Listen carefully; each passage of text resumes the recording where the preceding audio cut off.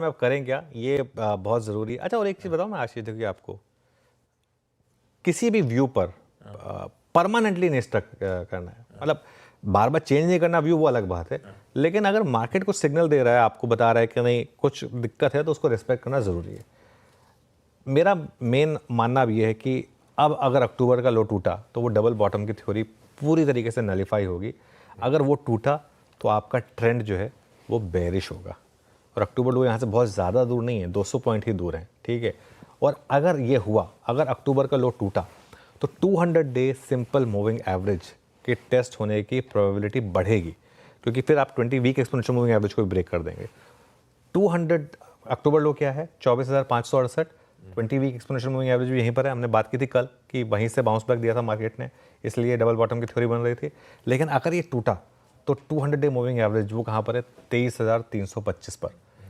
ध्यान रखिए, जब तक मार्केट 200 डे मूविंग एवरेज के ऊपर है ना, तब तक ये बुल मार्केट ही है। बुल मार्केट की ही करेक्शन है, ये तो हमको आदत लग गई है, वरना 200 डे मूविंग एवरेज के टेस्ट तो बहुत बार होते हैं, स्टॉक्स में तो कितनी बार होते हैं, ठीक है। तो ये एक बुल मार्केट की करेक्शन है। लेकिन दिक्कत पता क्या है, कोविड के बाद की जो बुल मार्केट शुरू हुई है, और इसमें जो हमारी मार्केट में पैसा आ रहा है ना, उसमें से 80% पैसा ऐसा है जिसने पहले स्टॉक मार्केट में पैसा नहीं डाला था। जो सीजन इन्वेस्टर्स हैं उनको इस मार्केट में करेक्शन से कुछ फ़र्क नहीं पड़ रहा, ठीक है। आज जैसे मैं हूँ फॉर एग्जांपल, मैं निफ्टी ETF इन्वेस्टर हूँ, या फिर मैं कोई अगर एक पोर्टफोलियो इन्वेस्टर हूँ, मुझे फ़र्क नहीं पड़ता यहाँ से अगर निफ्टी और 1000 पॉइंट भी गिर जाएगा मैं तो और ऐड कर दूंगा निफ्टी ETF। लेकिन जो एक नया इन्वेस्टर है जो कोविड के बाद से आया है, उसने कभी इस तरीके की करेक्शन देखी नहीं है, तो उसको डर लग रहा है, उसको लग रहा है कि मार्केट पता नहीं क्या हो गया। अब रोज़ पूछते हैं कि आज मार्केट में क्या हो गया, आज मार्केट में क्या हो गया। अरे रोज़ मार्केट को गिरने का आप रीज़न नहीं दे सकते। इस समय मार्केट में करेक्शन चल रहा है तो करेक्शन चल रहा है, उसमें क्या कर सकते हैं, ठीक है। और 2003 से 7 वाली बुल मार्केट में तो ये करेक्शन बहुत नॉर्मल होती थी। हम सब थे उस समय मार्केट में, आशीष 5-6% मार्केट करता था, हम उसको करेक्शन मानते भी नहीं थे।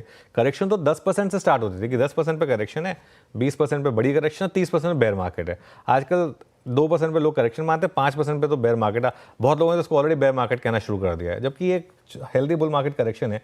2003 से 2007 में ना 20 से 30% की करेक्शन 3 बार हुई थी, 3 बार, जिसमें से कि 2008 में जो मार्केट गया तो 58% गिरे थे हम इंडेक्स पर, ठीक है। उसको तो मैं गिन भी नहीं रहा हूँ, उसको तो बहुत लोगों ने कहा था कि वो end of the bull market है, उसके बाद अगली बुल मार्केट शुरू हुई थी, तो चलिए उसको हटा भी दें, तो भी 20 से 30% हम 3 बार गिरे थे 2003 से 7 की बुल मार्केट में।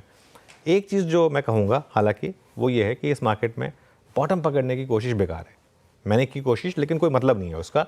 जब तक अब मार्केट अपने आप आपको साइन ना दे कि बॉटम बन गया, तब तक इसमें कोई ढूंढने की ज़रूरत नहीं है। अब इस मार्केट में आपके पास ऑप्शन क्या रहेगा, इस मार्केट में आपके पास 2 ऑप्शंस रहे।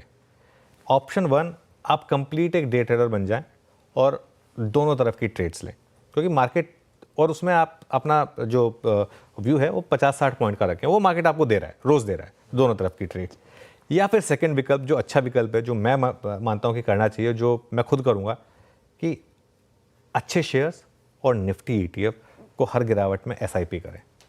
और SIP का मतलब ये नहीं कि हर महीने ऐड करें, अगर हर हफ्ते आपको अच्छे और लेवल मिल रहे हैं तो वो भी करें, अपनी SIP बढ़ा भी दें अगर ज़रूरत पड़े तो ये एक ऑप्शन हो सकता है इस बुल मार्केट में।